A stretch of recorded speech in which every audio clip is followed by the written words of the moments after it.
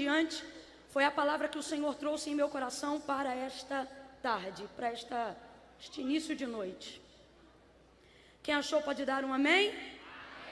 Do verso 1 em diante diz assim o texto sagrado: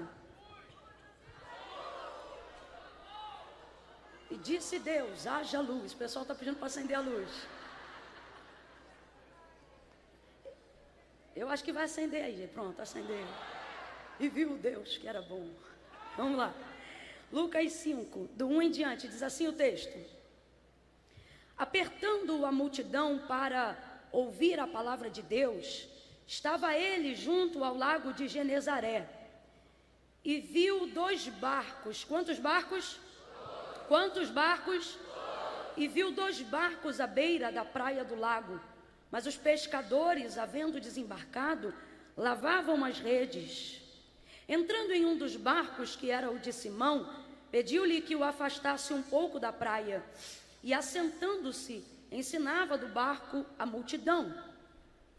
Quando acabou de falar, disse a Simão: faze-te ao mar alto e lançai as vossas redes para pescar.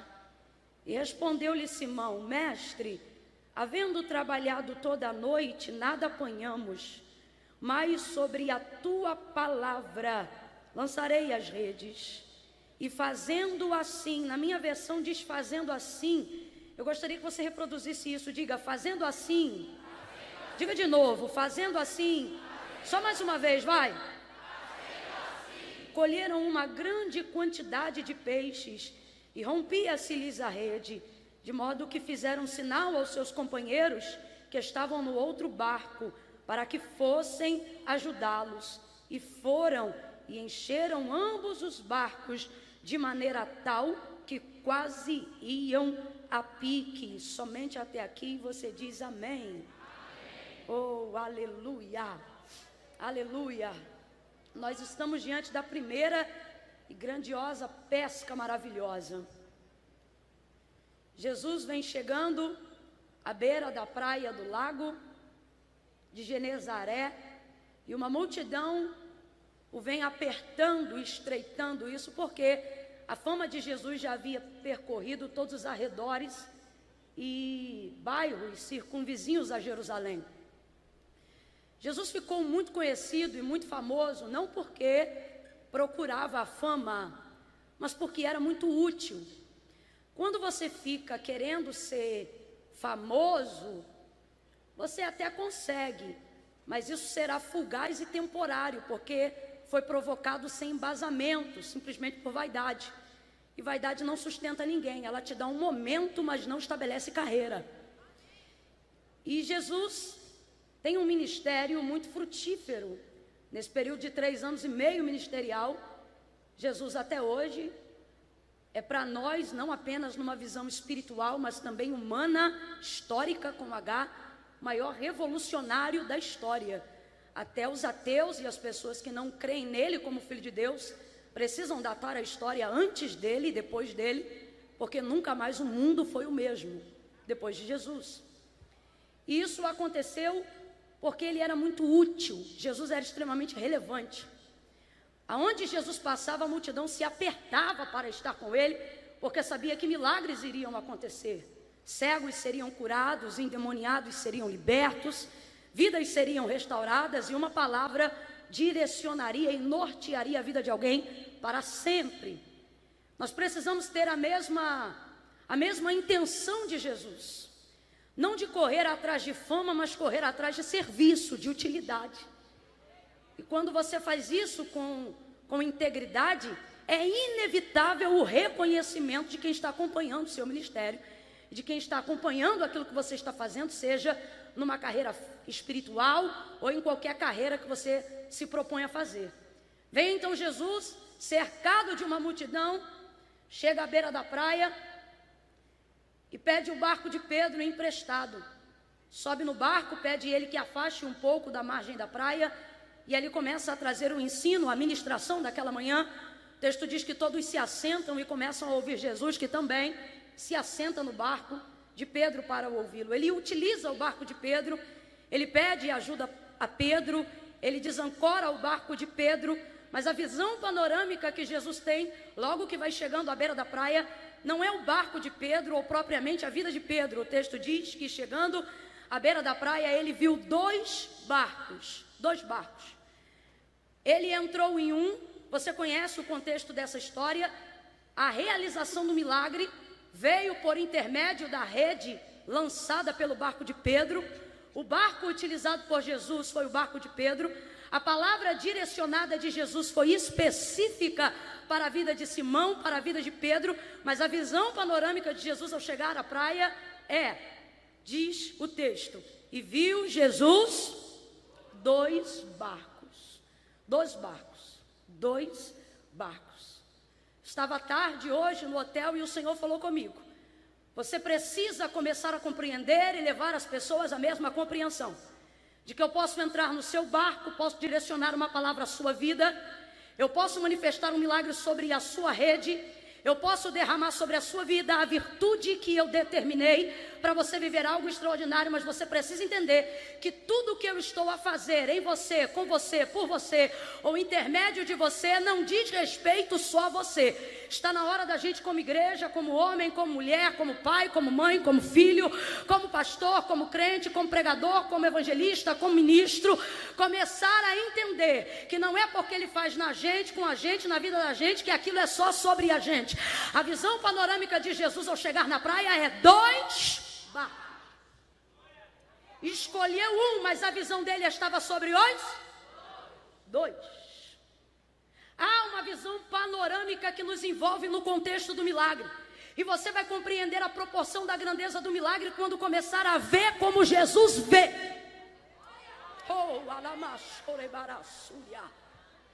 Dois barcos.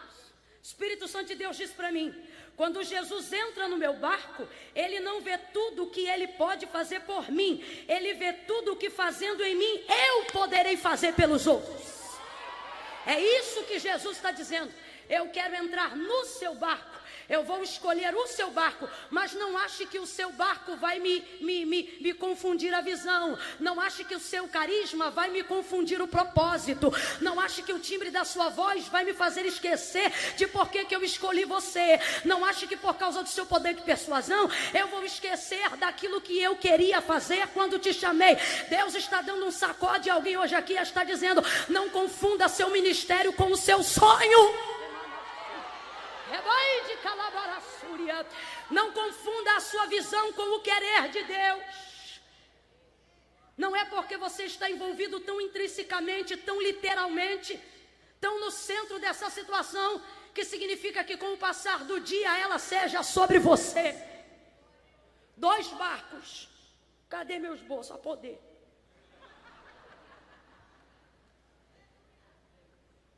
Você sabe o que significa a visão panorâmica? Eu vi no dicionário, significa isso aqui, ó. É o tipo de visão precisa, exata, que oferece a totalidade mais ampla de uma imagem ou de um seu contexto, ou do seu contexto. Jesus está dizendo: você precisa ampliar a sua visão para entender por que eu te escolhi. Você precisa ampliar a sua visão para entender por que eu te chamei. Você precisa ampliar a sua visão para entender por que eu te encontrei exatamente onde você está. Você precisa ampliar a sua visão para saber por que eu quero alguém como você, do jeito que você está, da maneira como você é. Amplie a sua visão. Você fica dizendo por que eu, você fica dizendo por que agora, você fica dizendo por que assim. E Deus está dizendo: quando você sair desse centro e ampliar a sua visão, você vai entender por que você, por que seu barco, por que com você. Oh, aleluia. Jesus agora vai tomar uma atitude que o Espírito Santo me despertou para ela. Quando Jesus entra no barco de Pedro e desancora um pouco, afastando mais para o mar, o texto diz que ele se assenta no barco de frente à multidão. A multidão não estava no mar, a multidão estava na areia. Então, Jesus assenta-se no barco de frente para a multidão. Logo o Espírito Santo soprou ao meu ouvido nessa tarde, e ele me disse: de costas para o mar, de frente para os homens. A visão de Jesus está totalmente focada nos homens. Diga comigo, por favor, essa palavra, ela norteia algo profético nessa noite. Diga: de costas para o mar, de frente para o homem. Diga de novo: de costas para o mar, de frente para o homem. É o convite do Espírito Santo para a nossa vida nessa noite. É da vontade de Deus que nós entendamos que o mar é muito grande, muito poderoso, mas não é tão relevante para a obra que Jesus vai fazer agora. Camila, o que você está dizendo? Mar denota sobre circunstâncias da vida. Mar fala sobre toda a imensidão do mundo que nos cerca a despeito de nós. Mar fala sobre um poder que não pode ser controlado, sobre um tempo que não pode ser aferido, sobre um lugar que é difícil encontrar até o destino quando se está no meio dele. Jesus está dizendo: ei, eu nunca me importei em dar mais atenção ao mar do que as pessoas. Eu nunca observei mais a circunstância e o contexto do que as pessoas.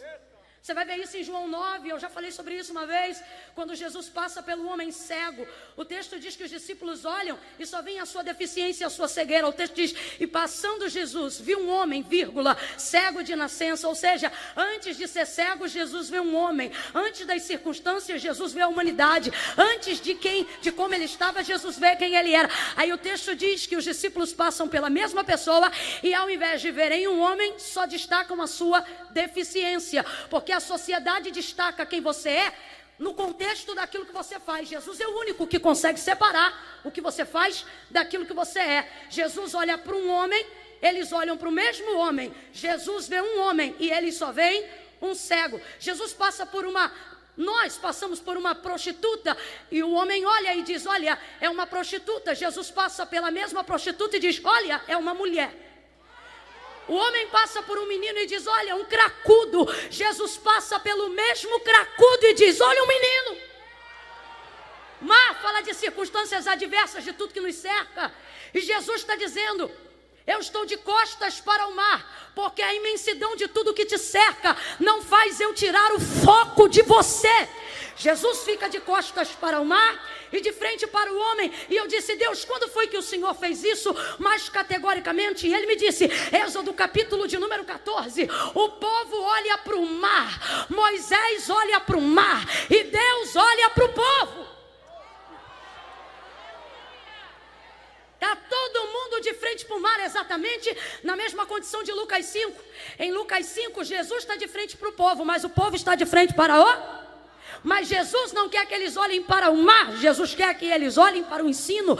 Jesus quer que eles olhem para a palavra. Jesus quer que eles olhem para o verbo vivo. E quantas vezes diante do mar estamos também diante do verbo vivo, mas só olhamos para o mar. Jesus está dizendo: se você olhasse nos meus olhos, veria que eu estou olhando para você, veria que eu não estou preocupado com as circunstâncias que te cercam. Oh, o povo está diante do mar, desesperado. Moisés, olha aí, há um mar diante de nós. Moisés diz: Deus, olha aí, há um mar diante de nós. Por que clamas a mim, Moisés? Não converse comigo sobre o mar, não converse comigo sobre circunstâncias. Observe a minha palavra, ouça o que eu te digo e pisa nessa água, toca nesse mar.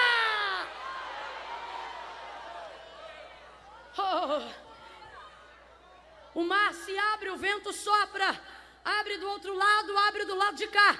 O texto diz que o povo passa com os pés enxutos. O texto diz que abriu-se um caminho seco, secou completamente. Os egípcios vêm entrando pelo caminho que se abriu no mar.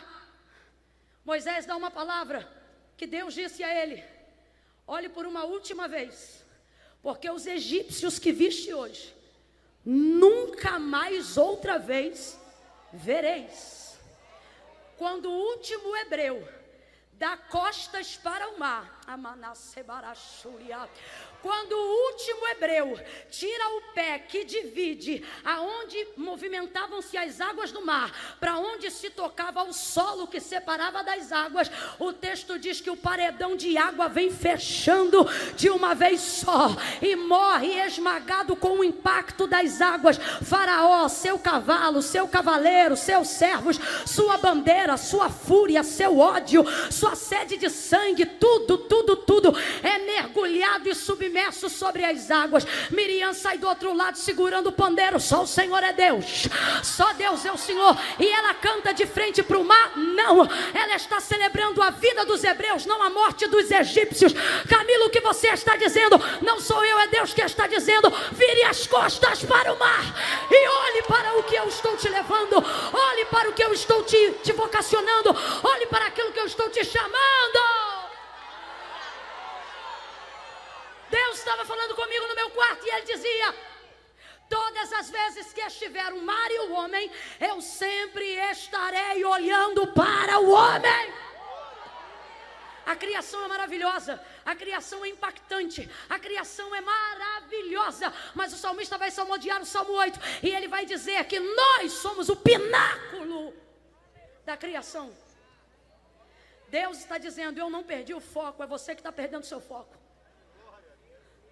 Deus está dizendo: eu não perdi a diretriz, é você que tem andado sem direção porque não tem olhado nos meus olhos, porque não tem observado a minha palavra, porque não tem seguido a direção que eu te orientei. Mateus capítulo 14, verso 24 em diante.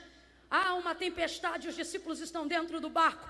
Naquela noite Jesus vem chegando sobre as águas depois de uma madrugada de oração. Vem Jesus andando sobre o mar. Eles olham de longe e pensam: ai, é um fantasma. O mar te assusta porque você fica olhando para ele. O mar tira as expectativas corretas daquilo que você já conhece, porque você fica apavorado pelas ondas. É um fantasma. Jesus diz: filhos, não temam, sou eu. Pedro vai chegando mais para perto do barco, chega mais para a ponta onde dava para as águas e diz: Senhor, se és tu mesmo, manda-me ter contigo sobre as águas. Isso aqui parece uma loucura. Como é que alguém quer pisar na água estando no barco, onde é o lugar mais seguro? Pedro, você está no lugar mais seguro. Se és tu mesmo, manda-me ter contigo por sobre as águas. Ele está dizendo: libera a palavra, me dá um método de chegar aí. Vem. Vem ele andando por cima das águas. O texto diz que ele anda. Completa aí, gente. O texto diz que ele? O texto diz que ele? Mas vendo o mar, vendo o vento, sentiu medo e começou a afundar. Pega na mão de alguém, que eu estou sentindo graça de Deus aqui nessa noite. Pega com vontade, não faça desse momento um momento esquisito, não. Faça essa pessoa perceber que você não veio para um evento social, não. Que esse lugar está tomado de crente pentecostal cheio do Espírito Santo. Segura a mão desse crente que está ao seu lado e diga para essa pessoa: se Jesus dá as costas para o mar, você também dá. Diga: se Jesus olha para você, você olha para ele. Sacode alguém e diga: dê as costas para o mar, dê as costas para as circunstâncias. Olhe para Jesus, olhe para a palavra de Jesus. Olha como Jesus corrige o momento de afundamento de Pedro. Antes de dar a mão para ele, diz o texto, Jesus, fitando os olhos em Pedro, disse: olha para mim. Camarassúria. Me faz lembrar o primeiro milagre da igreja em Atos dos Apóstolos capítulo 3. Quando o aleijado está à porta do templo chamada Formosa, 40 anos manco, não entra nem sai, fica ali no meio, parado. Vem João e Pedro subindo, ele estende para pedir uma esmola. Circunstâncias: Pedro não tem dinheiro, o homem precisa de dinheiro, ele não é vagabundo, está na lei, deficiente tem direito a dinheiro. Os outros acham que naquele contexto, vergonha é o deficiente pedir ajuda, vergonha era Pedro não ter dinheiro para dá-lo, porque a lei garantia esse subsídio. Só que ele não tem por quê? Porque a igreja trabalhava com provisão diária. Então acabava, ao final de tarde já estava tudo designado. Aí ele olha para o homem e diz: não tenho nem prata nem ouro, mas o que eu tenho, te dou. Em nome de Jesus Cristo Nazareno, levante e ande. E alguém diz: o moço levantou. Nananina, não. O texto diz que ele libera a palavra e diz assim: e Pedro, fitando os olhos nele, disse: moço, olha para mim. Olha para mim. vem. E o moço olhou para ele, aí o texto diz, e Pedro, estendendo a mão, o levantou. Esse mar está te afundando porque você está olhando para o lugar errado. Estas dívidas estão te afundando porque você está olhando para o lugar errado. Essa depressão está te matando porque você está olhando para o lugar errado. Olha para onde Paulo disse, olhando para Jesus, autor e consumador da nossa fé. Olha para ele e o mar não te assusta. Olha para ele e as dívidas não te sufocam. Olha para ele e a insônia não te mata. Olha para ele.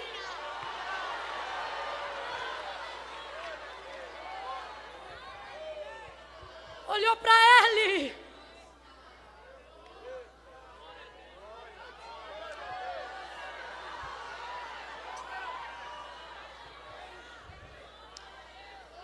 Marcos 4:35 é uma das primeiras manifestações de um Jesus irado. Você continuar olhando para o lugar errado, você vai conhecer um Jesus irado.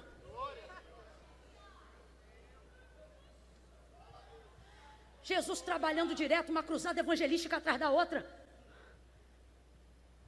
Chegou dentro do barco, período de translado, para quem ministra é hora de sono. Para de falar no carro, igual uma tagarela quando busca alguém no aeroporto. Aí dorme. Jesus dorme. Poxa, o texto diz que tinha até uma almofada. Se preparou para dormir. Mar revolto. Barco balançando. Água entrando e vento chicoteando as ondas que chicoteam o barco. Não é possível que esse homem está dormindo. Os discípulos ficam indignados. Senhor, tu não te importa que nós pereçamos? Jesus levanta, imagina acordar alguém no meio do sono. Não é à toa que ele vai falar o que ele fala depois. Vai ele mais para perto da proa. Mar, aquieta-te. Vento, acalma-te. Olha que interessante. Quando Jesus olha para o mar e dá ordem, o mar se acalma. Quando Jesus olha para o vento, Jesus dá ordem, o vento se acalma. Tudo obedece quando ele fala, quando ele manda. Jesus está dizendo, se vocês me obedecessem como o mar me obedece, você não tinha medo do mar, você tinha medo de mim. Não, entenda o que eu estou querendo dizer. Jesus está querendo dizer isso aqui, para a gente entender. É porque você olha para ele que ele te ameaça. É porque vocês estão focados nele que vocês estão apavorados. Vocês estão aqui no barco com alguém que provoca medo e estão com medo de quem obedece, o comandante desse barco. Diga de novo. De costas para o mar. De frente para o homem. Jesus termina o ensino nesse contexto e dessa maneira, de costas para o mar e de frente para o homem naquela manhã, lhe dando atenção, lhe dedicando expressão. Quando ele termina de ministrar, o texto diz que Pedro ouviu tudo o que ele falou. E é daí que Pedro identifica que ele é mestre por causa da maneira como ele falava. Porque, na verdade, eles ainda não se conheciam. Então, ele ouve e sabe que está diante de um mestre porque o ouviu naquela manhã. É interessante porque, depois de uma noite de trabalho fracassado, frustrado, uma noite de trabalho cansativa e improdutiva, a primeira coisa que um trabalhador quer fazer é ir embora, sim ou não? Sim ou não? Eu não sei se você já foi vendedor de porta, de rua, de comércio ou de qualquer coisa, mas no dia que acabe você não vende nada, você não quer ir para a casa de ninguém, você não quer comemorar festa, você não quer nada, você quer ir embora da casa. Vez ou outra eu tinha que vender batendo meta dentro do sistema bancário, e se naquele dia eu não fosse bem nas minhas metas, eu não queria ir para lugar nenhum, eu não queria confraternizar, eu não queria nada, eu queria ir para casa. Te afronta, você se sente diminuído, incapaz. Parece que você não foi chamado para fazer o que você sabe que faz. Só que o texto diz que quando Jesus chega e pede o barco, ele ocupa o barco de Pedro com uma coisa que não é o que Pedro pode fazer, mas é o que ele faz, pregar naquela manhã. Às vezes Jesus encontra a gente justamente nesse período da vida, O período que a gente é incapaz de usar a nossa ferramenta, ou mesmo usando não consegue estabelecer o resultado que sabe que ela produz. E quando a gente quer ancorar para desgarrar de tudo, Jesus ocupa aquela ferramenta para dar um tempo da gente ouvi-lo e voltar a usar a ferramenta de novo. Depois daquele momento, Pedro não vai embora para casa, nem ninguém. Até porque Jesus chegou enquanto eles lavavam a rede, justamente para interrompê-los naquele período de tempo. Jesus segura eles ali. E o que é que Pedro faz? Continua lavando a rede? Não! O texto diz que ele o ouvia, ele ouviu. E depois de ouvi-lo, uma expectativa nova é gerada em seu coração para aquela manhã. Jesus desce do barco, se direciona a Pedro e diz: voltai ao mar alto e lançai as vossas redes para pescar. As redes são vossas, mas a palavra eu estou dando para você, Simão. Olha para quem está do seu lado e diz: ele vê 2 barcos, quer abençoar todo mundo, mas só manda em mim.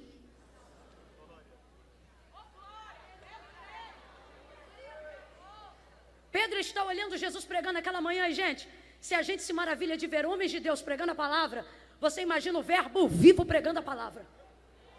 É por isso que nego ia com dinheiro, sem dinheiro de passagem, com comida, sem comida. Era ele. Todo mundo ouvindo Jesus ministrar naquela manhã. Imagine Pedro ouvindo um homem que nunca ouviu nada igual, nunca ouviu nada semelhante àquilo que Jesus estava falando. Imagine como ele foi renovado naquela manhã. Imagine como a palavra daquela manhã lhe tocou em áreas que ele nem sabia ainda que tinha sido tocado. De repente, este homem que agora me produz grande inspiração, que me faz gerar expectativa de dias melhores, que me renova a esperança, vem andando na minha direção e vem trazendo uma palavra que norteia um destino para aquela manhã. Oh meu Deus, eu imagino Pedro ouvindo e pensando: é agora que ele vai me falar qualquer coisa, porque ele tem poder para fazer qualquer coisa. Um homem que prega desse jeito, que tem uma palavra dessa, eita, que mestre! E aí Jesus vai lá e diz assim: voltai ao mar alto e lançai as vossas redes para pescar. É complicado quando nós estamos nesse momento da vida, depois de um tempo de fracasso, de tristeza, de dor ou de improdutividade, você colocar expectativa em Jesus que tudo pode. No nosso contexto aqui, a gente sabe que Ele pode tudo. É complicado quando você coloca expectativa num evento como esse e você faz plantão para ter gente cobrindo o dia de trabalho para você estar aqui. Você paga dobrado para ter gente cuidando da parte que você não podia cuidar para você estar aqui. Tudo porque conhecendo Jesus como você conhece, conhecendo os mestres como você conhece, você gera a seguinte expectativa: ora, eu vou estar lá porque eu sei que Ele vai dar uma palavra que vai nortear a minha vida. Eu sei que Ele vai dar uma palavra que vai nortear a minha história. Tem gente aqui, irmão, que bloqueou a decisão que tem que tomar. Era para ter tomado semana passada, mas por causa do congresso disse: me liga uma semana depois que eu vou dar a resposta. Que gente é essa? É gente que crê tanto que Deus tem um norte, um destino, que não dá resposta antes de ouvi-lo. Primeiro ouve para gerar expectativa e para receber a direção. Tem gente aqui que entrou aqui dentro dizendo: eu não vou assinar carta de divórcio essa semana, primeiro eu vou para o congresso para ver o que Jesus vai falar. Tem gente aqui que não assinou o contrato de sociedade essa semana, disse: primeiro eu vou para o congresso, depois do que Jesus falar, aí eu vou resolver o que eu vou decidir. A gente gera uma expectativa na palavra, porque sabe que ela norteia, sabe que ela dá destino, sabe que ela sela, que ela ata ou desata, que ela abre ou fecha, que ela contrata ou que ela cancela. Quando a gente não está aqui por causa de A, B ou C, a gente está aqui porque acredita que Jesus vai usar A, B ou C. A gente vem para cá na expectativa de que Jesus fale. Por quê? Porque Jesus pode, Jesus tem, Jesus Jesus manda, Jesus faz. Aí imagina, a gente gera essa expectativa toda e diz assim: eu vou lá, porque o Deus que tudo pode vai falar comigo. Agora vamos lembrar algumas coisas que Ele pode. Oh meu Deus, o que é um mar? Para o Jesus que manda ele ir lançar um anzol na beira de um rio para pagar o tributo, e diz: o primeiro peixe que subir, tu abre a boca dele e tira de lá uma estátua e paga o imposto. Olha que doideira que Jesus mandou fazer. Isso é caixa eletrônico na água, irmão. Pá, pegou. Jesus é poderoso. Jesus mandou Pedro lançar a rede no mar. Mas se tivesse mandado lançar a rede na areia, subia peixe sim ou não? É Jesus, meu irmão. Então você cria esse nível de expectativa quando precisa tomar uma direção. Jesus vai me dar, Jesus vai falar. Sabe qual é a parte complicada?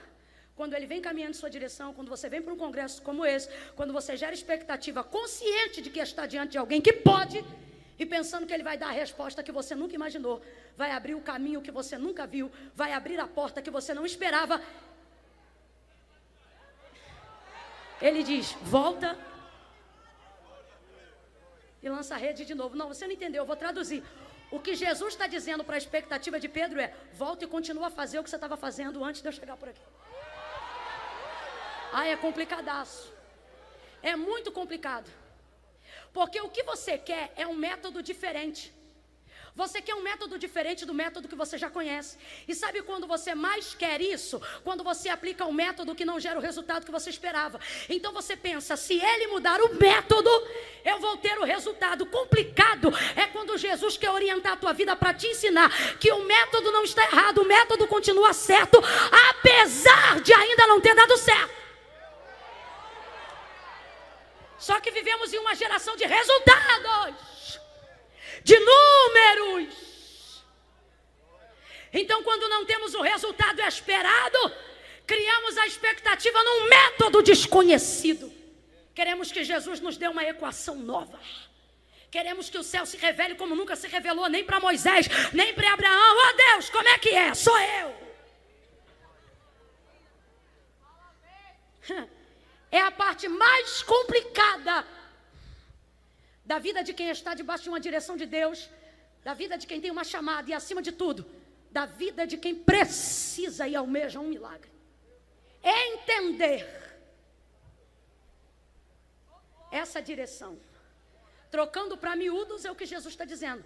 Volta e continua a fazer o que você sabe. Não, vou falar rasgado. Tem homem que chegou hoje aqui e disse, Senhor, por que eu te sirvo e aquela mulher não te serve?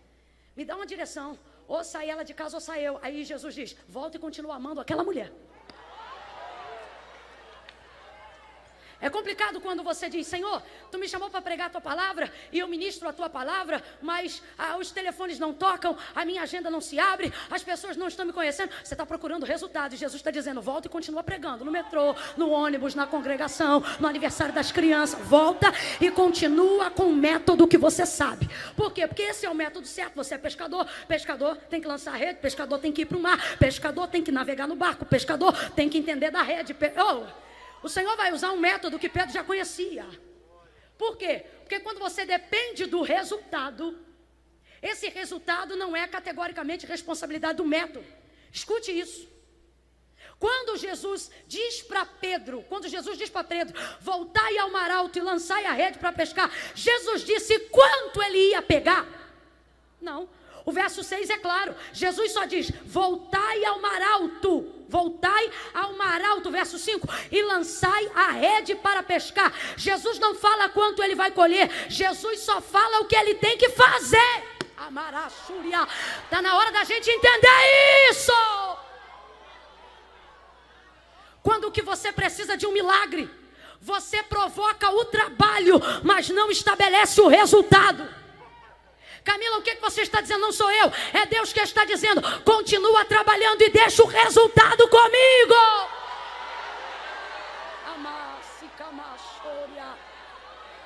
Pega na mão de alguém, pega com vontade. Pega com vontade, diga para essa pessoa, Jesus ensinou o que você tem que fazer. Jesus não te ensinou a criar resultado, só a praticar o método. Ele está dizendo, o trabalho é contigo, o resultado é comigo. Confia no que eu te instruí, confia no que eu te ensinei, confia no que eu te mandei fazer. Quando Jesus manda ele voltar ao mar alto e lançar a rede para pescar, Jesus não diz quantos peixes Pedro vai pegar. Quem me ouve diga amém. Se tem alguém aqui comigo ainda, diga eu. Jesus não disse quantos peixes ele ia pegar. Jesus só disse o que ele tinha que fazer. Por quê? Que sabendo que vai lhe gerar resultado, não lhe diz o resultado, mas lhe instrui como faz o método. Porque todo milagre de Jesus é pedagógico, sim ou não? Tudo reverte a glória ao Pai. E para isso é necessário entendimento do que ele faz. Então Jesus sabia quantos iam pegar, mas não revelou para Pedro. Só instruiu ele no que ele tinha que fazer. Na pedagogia do milagre, Deus só diz o que a gente tem que fazer, para que no processo do milagre a gente não fique comprometido com o resultado, mas com o ensino. A gente não fique comprometido com os números, mas com a disciplina do método. Desculpa, mas agora quem vai falar sou eu, pelo que eu tenho visto. Paulo disse, em parte profetizamos e em parte falamos o que conhecemos. Vou falar do que eu tenho visto. Cabe bem aqui, dentro desse contexto. Tem muita gente vivendo o resultado do que foi manipulado porque não quis mais se submeter ao método. Para Deus não tem essa conversa de que os meios justificam os fins. Para Deus não. Pelo contrário, para Deus são os meios que estabelecem como vai ser o fim. Tem que ser do jeito certo. Deus está falando aqui comigo. Tem que ser do jeito certo. Tem que ser como eu te instruí. Tem que ser como eu te ensinei. Quanta gente alterando o método para manipular o resultado. Deus está mandando dizer a alguém, essa conta não vai fechar. Da quinta série para frente, a professora ensinou um negócio chamado prova real. Era um jeito de você sozinho saber se o método aplicado, matemática é uma ciência exata, completa aí, matemática é uma ciência? É uma ciência? Ou seja, tem que fechar. Nem que seja ponto 000, tem que fechar um resultado que justifique a equação, que justifique o método. Quando a gente começa a estudar isso e começa a fazer as coisas sozinho na escola, a tia, no meu tempo era tia, chama de prova real. O que é a prova real? Você pega o valor do resultado e faz a conta com o valor aplicado da primeira casa, dezena, centena, seja lá o que for. Juntando os dois, você vai ter o resultado que é igualzinho ao resultado do que é somado lá em cima. Como assim, Camila? Vai dar dois resultados, um justifica o outro. A equação justifica o resultado e o resultado justifica a equação. Como quem diz, esse resultado só dá nessa equação. E essa é a única equação que provoca esse resultado. O Senhor está dizendo, eu vou te dar um método e vou provocar o resultado. Você só terá o resultado se aplicar o meu método.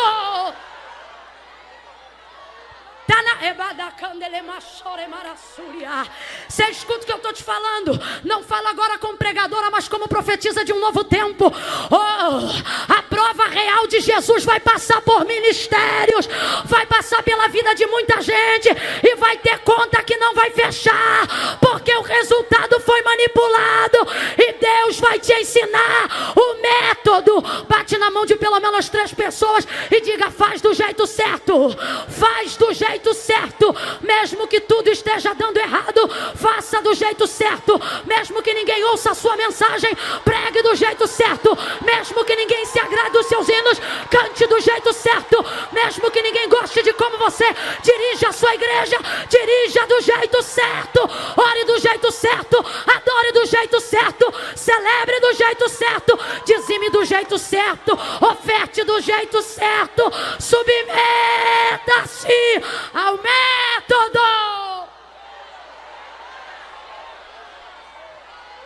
Ah, Camila, mas eu conheço esse método um tempão e não está dando resultado.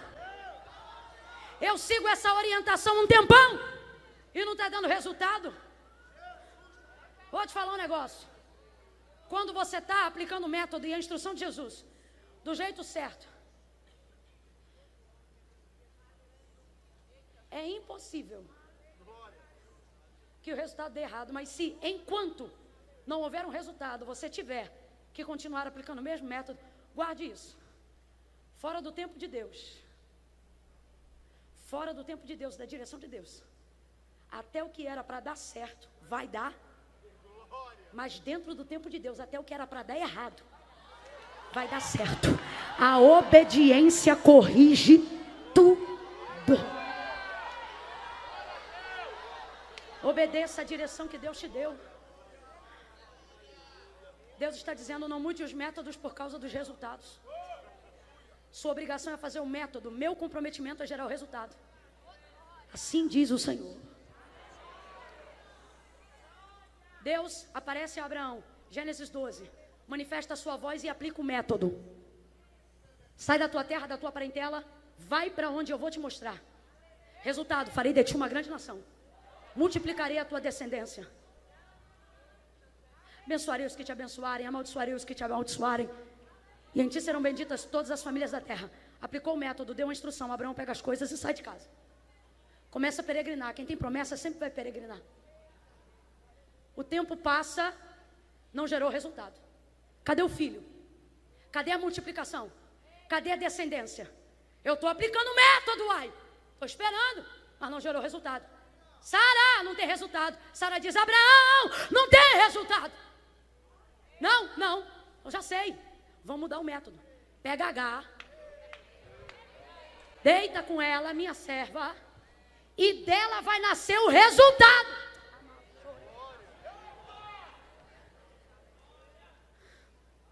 Deitou. Isso Gênesis 12. De lá para cá Deus não manifesta Abraão. Aí Deus manifesta Gênesis 17. Prova real. Gênesis 17. Abraão, olhei para tua casa, estou vendo que tem uma coisa que não está batendo com o método que eu te dei. Eu te dei um método, mas estou vendo outro resultado. Um resultado que eu não provoquei, de um método que eu não ensinei. Camila, onde Deus diz isso para ele? No verso 1 do capítulo 17, quando diz para ele, Abraão, anda na minha presença e ser perfeito. Aquilo ali não é início de encontro, o início foi em Gênesis 12. Por que não disse em Gênesis 12? Porque perfeição aqui não fala do seu caráter apenas como homem, fala do combinado e do acordo que Abraão e Deus fizeram em Gênesis 12. Trocando para grosso modo, o que Deus está dizendo é, Abraão, faz o que a gente combinou. Abraão, cadê o método que eu te ensinei? Anda na minha presença e ser perfeito. Deus está dizendo, estou vendo um resultado que não é equivalente ao método que eu te ensinei. Então como é que esse resultado foi gerado? Se esse resultado não é daquele método, significa então que o método foi mudado. E a gente tem que parar com essa mania de mexer no método por causa do resultado. Tem crente aqui que se não vigiar, vai ficar perturbado igual Asaf.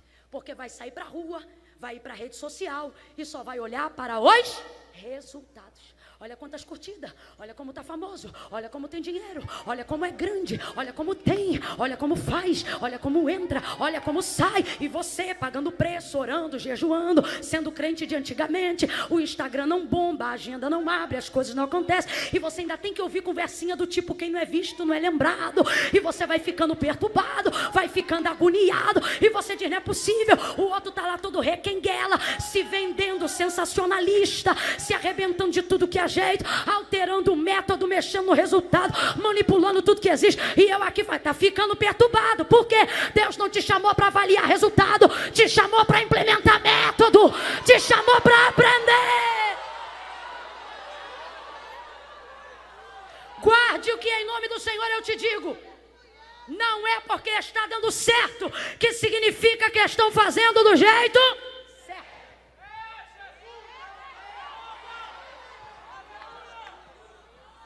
Certa feita ouvi meu marido falar abertamente sobre isso.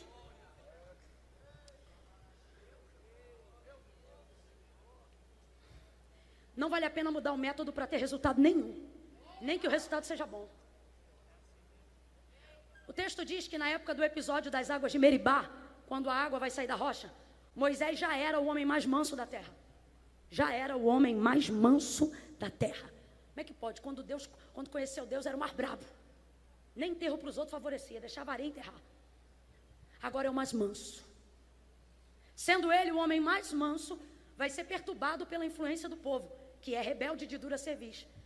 Não fique invejado com quem Deus dá grandes habilidades. Você vê, para o homem mais manso da terra, o povo mais duro da terra. que Deus te deu é equivalente. Aí ele está tranquilão, mas o povo começa a perturbar. Não tem água? Trouxe a gente para cá para quê? Para morrer de sede? Não tinha cuia o suficiente lá não? Ah, lá a gente podia tomar banho no Nilo, aqui não tem nem água para a gente beber. E pererê, parará, pão duro. Moisés não aguenta aquela conversinha, vai chegando diante de Deus, Senhor, o povo tem sede. Tá bom, Moisés, vou te dar um método. Vamos lá, gente, vou te dar um método, uma instrução. Moisés, tem ali uma rocha. Você vai lá e fala. Qual é o método, Moisés? Você vai lá e fala a rocha. Só que do caminho que ouviu Deus até a aplicação do método que era executá-lo ao chegar na rocha, o povo vem falando de novo. Não deixa a pressão do povo alterar o método que Deus te deu. Vem no caminho, falando. Rapaz, como é que pode? Encontrou com Deus, recebeu direção de Deus, está debaixo do poder de Deus, mas a pressão do povo faz ele alterar o método enquanto ele vai executá-lo. Quando chega na beira na frente da rocha, Moisés já está pressionado, estressado, atribulado, pega o cajado e pá! Bate na rocha e a fere. Só que Deus não disse fere, Deus disse... Agora responda para mim, deu água ou não deu? Deu água ou não deu? Potável ou não? O povo bebeu ou não bebeu? Vem, gente, bebeu ou não bebeu? Saciou ou não saciou? Todo mundo satisfeito, sim ou não? Deu certo. Deu certo ou não deu? Vem, gente, deu certo ou não deu? Maravilha, todo mundo bebeu, deu certo. Aí Deus, Moisés, vem cá. Vem cá. Eu vi ali um resultado, mas não vi ali o método. Quando você provocar um resultado que não é condizente com o método, você vai pagar pelo resultado que você criou. Por quê? Resultado não é responsabilidade sua. Jorrou água, o povo bebeu, mas Moisés nunca pôde entrar em Canaã, a terra que ele conduziu o povo para que entrasse. E Deus é fiel em dizer, isto porquanto foste rebelde ao episódio das águas de Meribá. Olha o que ele está dizendo. Não vai entrar, porque não aplicou o que eu falei. Eu não disse fere, eu disse... Não vai nessa vibe, meu irmão, de que é porque está dando certo. De que deu certo para ele ou para ela, vai dar certo para você também. A cada um, Deus tem um método. E Deus está dizendo, fica naquilo que eu te instruí.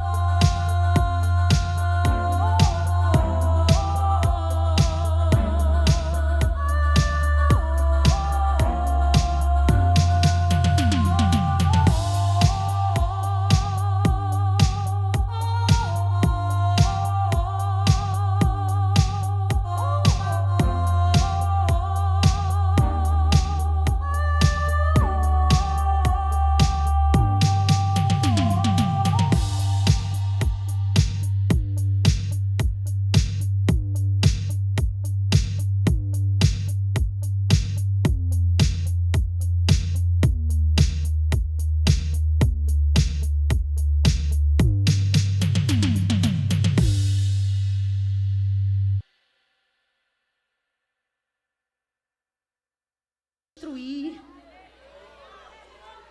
Temai de calamassuri, remai de cantaramassuri. Ao subir aqui, pastor Jabes olhou para mim e disse assim: seja você e vai dar certo. Eu olhei para ele e falei: isso mesmo. Se pastor Jackson quiser gerar um resultado aqui, ele tem que ser ele. Sim ou não? Sim ou não? Quem gostou do pastor José Satírio, diga: eu aqui. Você acha que alguém consegue ser igual àquele homem? O método é dele. Eu tenho o meu e você tem o seu, mas o resultado.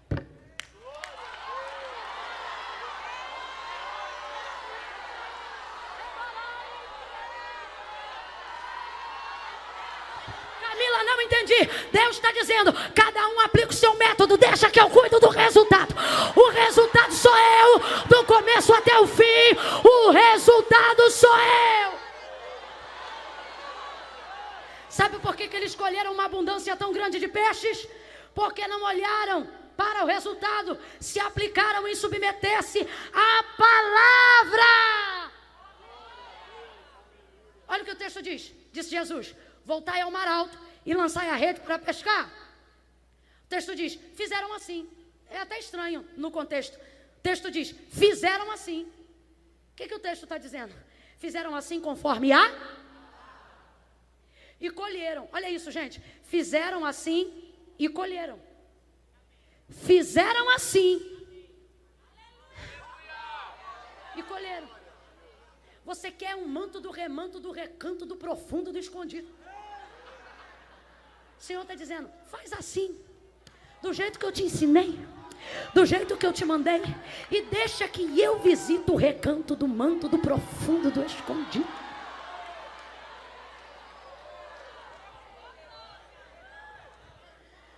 Quando você faz pela palavra, a palavra faz por você.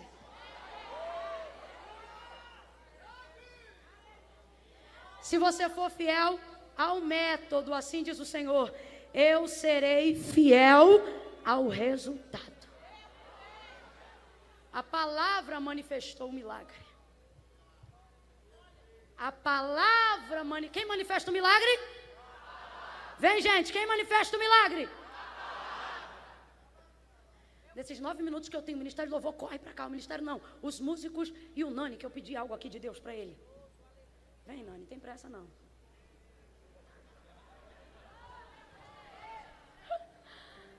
Ó. Volta ao mar alto e lance a rede para pescar. Isso é de Jesus uma palavra. Isso é de Jesus uma... Vem, aprende o método. Isso é de Jesus uma... Aí Pedro submete tudo que ele já usa àquela palavra. E cria uma expectativa em cima daquela palavra. Criou expectativa para quê? Para fazer uma coisa que ele já sabia fazer. Mas agora ele estava debaixo de uma...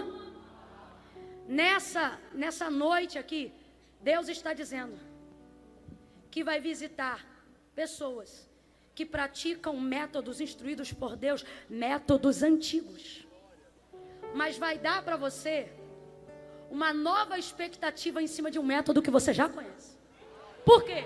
Porque a coisa mais difícil da vida de um homem, de uma mulher, é ter que continuar aplicando um método antigo, tendo uma expectativa nova. É difícil. É aí que muita gente se atropela. É aí que muito pregador continua pregando para pagar conta de luz. É aí que muito pastor deixa de ver ovelha e contabiliza número. Porque já faz o método há tanto tempo que já não tem sobre ele uma expectativa. É daí que o adorador vira religioso. E já não adora mais no culto, mas só vem para administrá-lo. O método é tão antigo, mas a expectativa já ficou velha. O que Jesus vai dar? Uma palavra que remete a um método antigo, mas agora sobre uma expectativa nova, porque Pedro está debaixo de uma palavra, e a palavra vai manifestar uma expectativa nova em cima de um método antigo. Volta ele ao mar alto, submete a rede, submete o barco, submete os amigos, vai todo mundo para o mar alto, lança a rede. Vai, Pedro, volta lá e faz isso agora sobre a minha palavra. Trabalhei a noite toda. Mas por que mandas? Ou sobre a tua? Vou lá. A palavra de Deus manifesta quando você não pode mais manifestar. João capítulo de número 19, Jesus está crucificado. Morto, Jesus está? Vem, gente, Jesus está? Jesus está morto. João diz que fica até o fim. Ele diz assim: eu sou testemunha do que vou dizer-vos e digo-vos agora, porque estive lá e vi, e vos escrevo para que vós saibam que o que eu vi é um testemunho verdadeiro. Chegaram ao da direita, que havia sido crucificado com Cristo, e lhes arrebentaram as pernas. Fizeram a mesma coisa com o da ponta, que havia sido crucificado com ele. Chegando-se, porém, a Jesus, diz assim João: não puderam, não está dizendo que não quiseram, não está dizendo que não tinham o pau na mão, não está dizendo que não tinham a autoridade para fazer aquilo.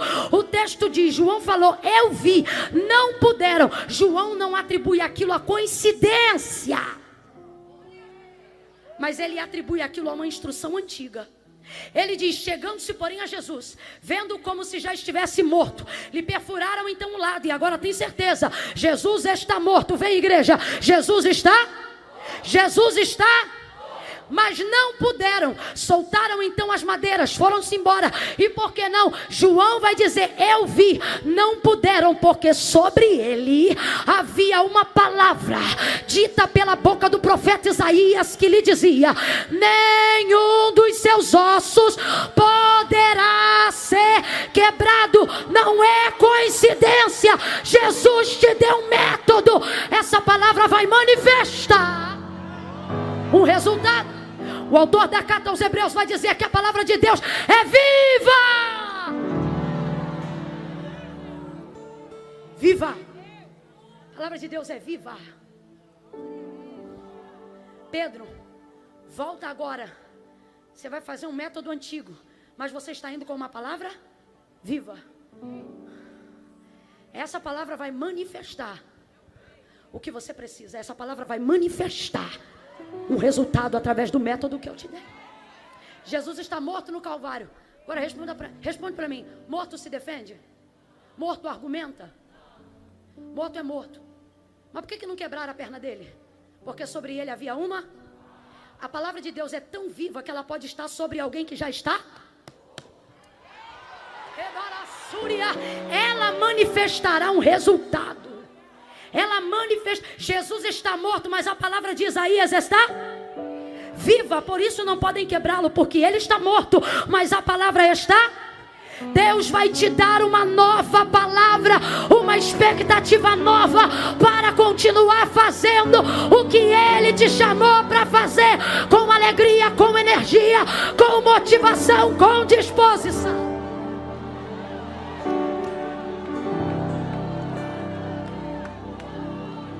Lança a rede, Pedro. Ele lança. Tem que esperar assentar. Entre a palavra e o assentamento da rede tem um tempo. Não é que tu não está dando resultado, você está puxando a rede rápido demais. Deixa assentar.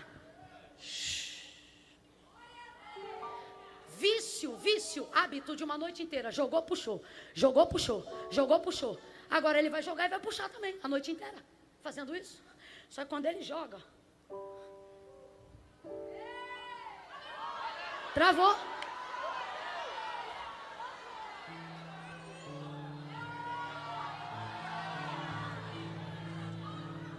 Não consegue. Segura 2, segura 3, segura 4, segura 5, vai, puxa. Não vem, não vem, não vem, não. E a rede está rasgando. E a rede está rasgando. E o peixe tem, mas não vem. Completa para mim. E o peixe tem, mas não? Tem, mas não? Deus está dizendo a alguém: se eu te disser que você já tem, mas não vem, porque você não faz um sinal. Quando a rede começou a rasgar, o texto diz que a estratégia foi essa, única. Fez um sinal aos companheiros que estavam no outro barco, para ajudar ele a puxar a. O Senhor está dizendo: isso aqui eu escrevi, eu tenho que ler para não falar errado, porque Jesus falou para mim não deixar de falar isso não.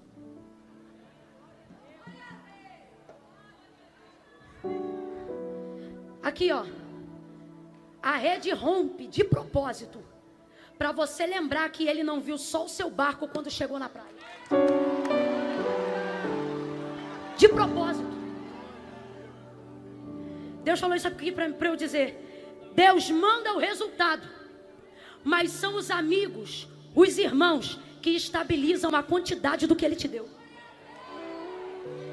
2 Reis 4, multiplicação do azeite da viúva. Pede aos teus vizinhos, não poucos mais. Não poucos mais. E foi isso que fez ela ter a quantidade de azeite que ela teve para vender a dívida, para vender o azeite, pagar a dívida e viver do resto. Camila, o que eu faço? Está na hora de fazer um sinal e confiar nas pessoas. Está na hora de fazer um sinal e entender que não é só sobre você. Ai, não posso trazer na minha casa porque minha casa é muito. Ai, minha casa vai saber que eu tenho banheira, vai saber que eu tenho porcelanato e vai saber que tem demônio também se você continuar guerreando sozinho.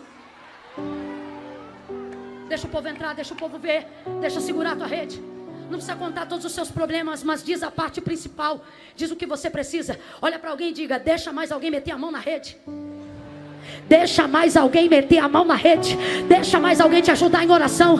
Deixa mais alguém interceder pela sua vida. Deixa mais alguém apoiar seu ministério. Fica de pé do seu lugar. Olha para quem está do teu lado e diz: me ajuda aqui. Me ajuda a puxar isso aqui. Me ajuda a segurar isso aqui. A rede não pode rasgar, porque senão eu tenho, mas não vou desfrutar. Eu tenho, mas não vou viver. Deus mandou, mas eu não vou conseguir administrar. Me ajuda aqui.